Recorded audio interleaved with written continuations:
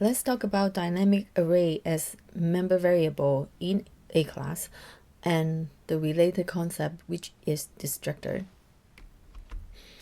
So like you see previously in the last video, we can use an array as a member variable.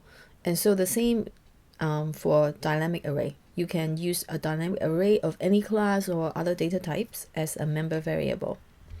So we are going to design a list class to demonstrate that how to do that.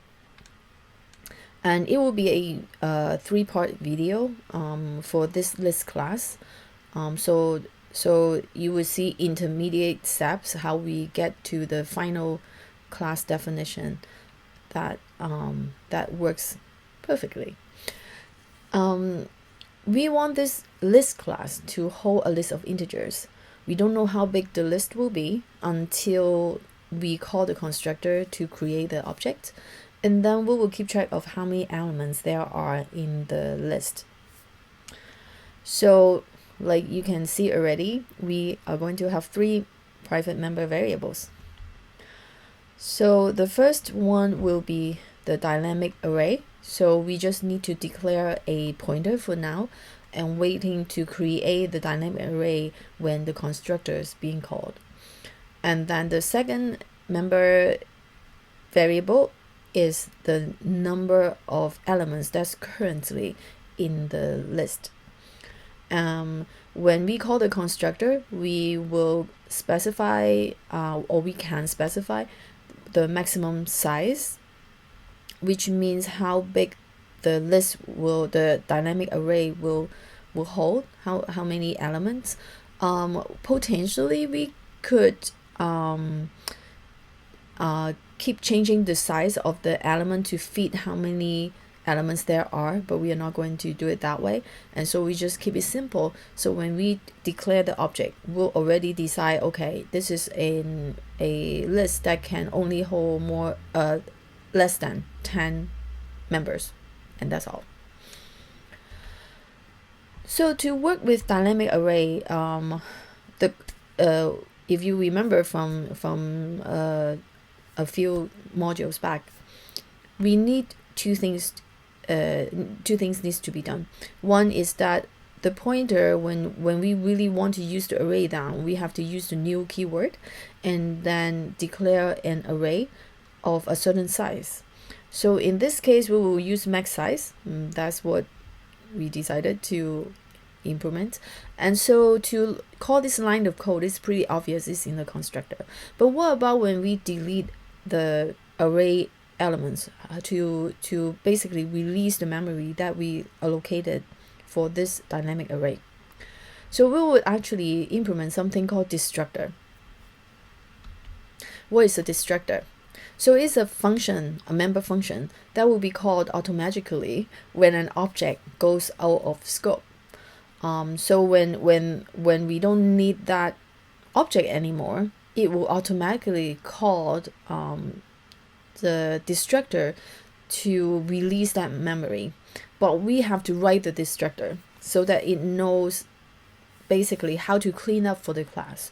So to the second purpose of a destructor is to perform any cleanups needed, but especially to return memory to the heap. How do we declare or define the destructor member function? So it has the form like this. Is a what's that called? A tilde, like a curly hyphen, but not exactly a hyphen. And then we need the list : in front of it when we implement it, because it's a member function.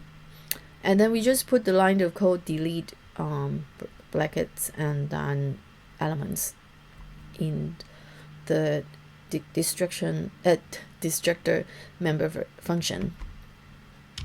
Let's look at the demo. So I have it in one file still, because this is, as you see, is a very short program. We don't really need to do separate compilation for now. So there's a three private variables that we talked about: the element, the current size, and the max size. The current size and max size I use short this time, just so that you get familiar a little bit, not always use in all the time. I think we are not going to declare a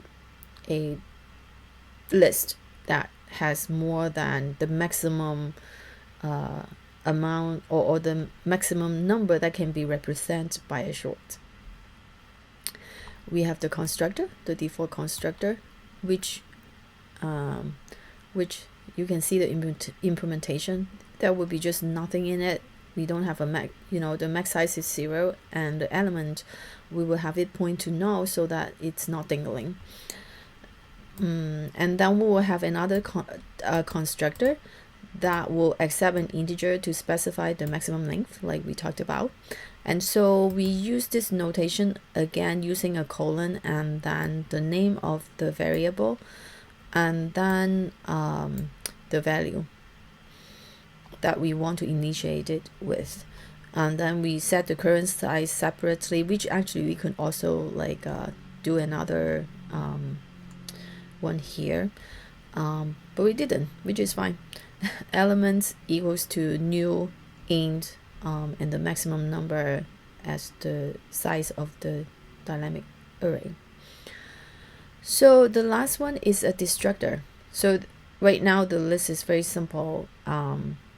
The destructor is implemented this way, and I just put the IAM and destructor and have it see out because I want you to see that it actually will be called when the when things go out of scope, because the scope here is actually the main function, so it has to go past.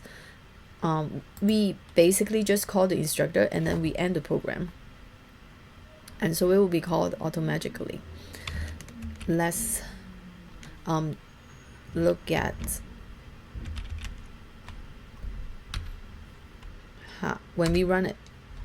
The IAM in destructor will be printed out, and that's it. Just want to look back to the code. Delete bracket element is being called in the destructor.